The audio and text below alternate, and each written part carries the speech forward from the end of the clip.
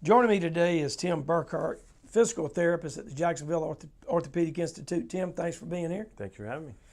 So you're a hometown guy from Jacksonville. I am. I've moved around a lot, but I grew up here. I moved after I finished high school.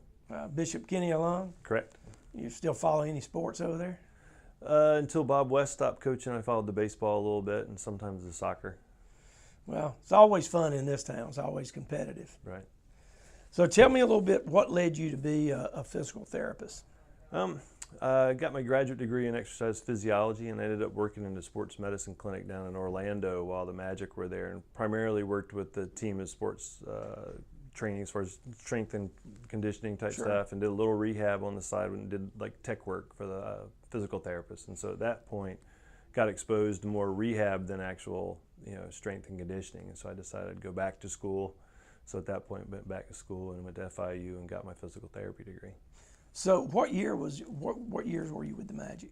88 to 90, their first 2 years. They brought the whole staff down from Philly, it seemed like, most everybody, including some of the sports medicine folks that I worked with.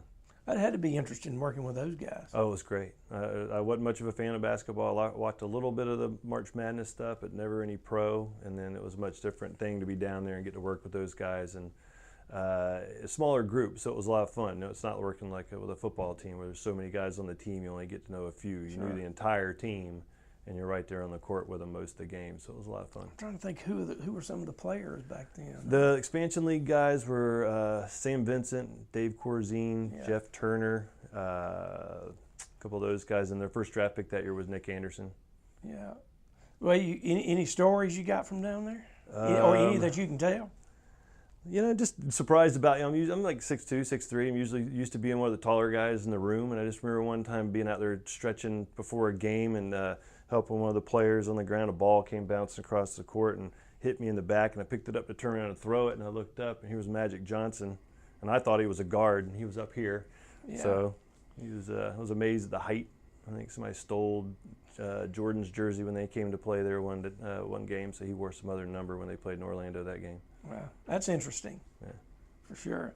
So how do you wind up back in Jacksonville? Well, I went back to physical therapy school, and then I moved out west for a little while, and then eventually just came back to Jacksonville. It's kind of home base. I always loved being here at the beaches in Neptune Beach, and decided I'd come back here, and got involved with, at that time, a national sports medicine company that's no longer in existence, but met a lot of the gentlemen that work for JOI now through that. And so I've been with JOI close to 12 years now. Wow, okay. So what's a typical day like for a physical therapist? I mean, take me from kind of start to finish through the day. Well, it depends on what's happening first thing in the morning. Maybe a new patient that we have to come in and evaluate to start, or maybe existing patients. So you basically, the day before, I try to review my schedule and kind of get an idea of what I'm looking at, because I may have some existing folks that I know what I want to do with them the next day, where we want to progress to, whether or not I need to come down and speak to one of the doctors about something I may or may not be wanting to do with them. Review patient histories to be ready for the people that come in. I think they like knowing that I know what's going on with them before they walk in the door, so I can already kind of start telling them what I know about their circumstances, where we're going to kind of try to head with their treatment, and I think they like that idea. Sure. So you're seeing just a variety of people. Yeah, it's mostly orthopedic. We get the rare neurological patient in there, but mostly it's either preoperative or operative patients that we're seeing from the doctors at JOI. What's the most common, injury that you're dealing with now? I guess it would depend. For me, I think I see mostly knees and shoulders. Given our demographic here at the beach, I think we see a lot of total knees. We see a lot of degenerative rotator cuff repairs. People that didn't have an injury, where they come in, they say, I have no idea how I tore this. It just started hurting and couldn't use my arm. So we see a lot of rotator cuff repairs.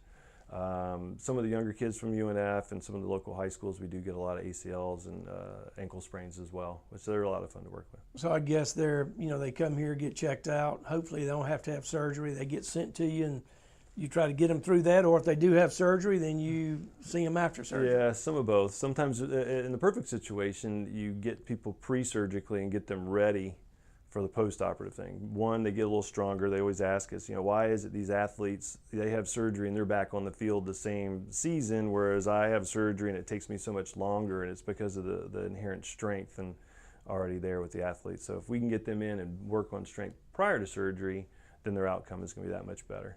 So you actually are planning that before they have surgery. Let's get in here and get you stronger so If you can we get back can. quicker. If we can. It's not all the doctors do that, but a lot of them will. And it also, unfortunately, depends on their insurance coverage. They may only have a certain amount of insurance for the entire year. So if we can't, get them in, preoperatively, a lot of times we try to give them something they can work on their own prior to the surgery.